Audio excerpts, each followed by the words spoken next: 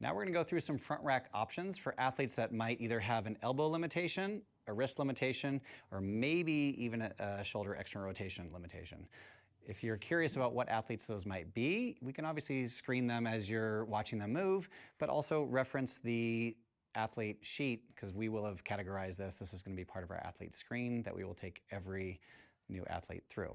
So Derek, let's just go over what a front rack should look like.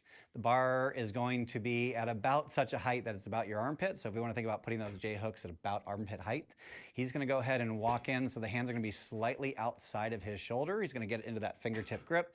He's going to be directly into that bar. Elbows are going to be nice and forward. And he is going to then stand that bar up. He's walking out of the rack this way just for the video purposes, but we all know that's not how it works in the weight room. Okay. So if an athlete has limitations in their elbow, in their wrist, or like I said, if they can't get into a little bit of external rotation with that elbow pointed straight, then we need to come up with some sort of a scale. Otherwise, when they squat, they might just start folding. It's going to put a lot of pressure on things. It's probably going to break down on their form. So we want to still load them. We just got to do it so that the limitation isn't because of their front rack. We want this to be a training stimulus for their legs. If it's just a positional thing, like let's figure some other things out. So go ahead and rack that for me. So the first one Derek is going to show us is just the crossed arm variation. So go ahead and come on in there.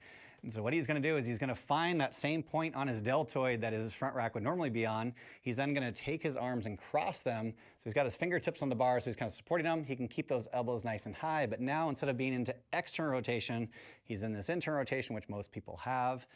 It's going to be a little less balanced, so it's harder to hold a significant amount of load like this, but it's a good scale to kind of like move in that direction.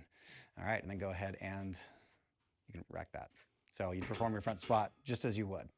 Another option is we can take a couple of gym towels. And so what we'll do is we'll take that towel, we're gonna make them nice and long and then fold them. And we're gonna take them and put them on the bar like this. And what Derek's gonna do is he's gonna go ahead and hang on to those and he's gonna pull himself into that front rack position. And walk on forward. And now he can work on keeping those elbows nice and high, but he doesn't have to worry about the force or the range of motion need at his elbow or his wrist. As long as he can get those elbows up, he can now support that weight. It's a little bit more secure than the crossed arm variation, but you need some towels to be able to do it. Great. Okay. Last one. Sometimes this front rack position is just too limiting, and we don't want to fight through that too much, but there's some value in being able to hold weight in the front. So we can either do a single kettlebell goblet squat, or even dumbbell. So that's totally fine. Or to hold more weight, we can go ahead and put the dumbbells up in that front rack position, one head of the dumbbell on the deltoid, and then we're going to really make sure that those elbows are pointed forward as he drops into a squat.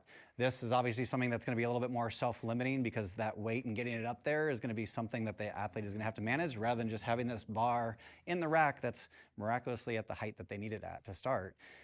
So this is going to be something that more for probably those more novice athletes, but depending on how big the weights are in the weight room, can limit how much load they're going to be able to get on.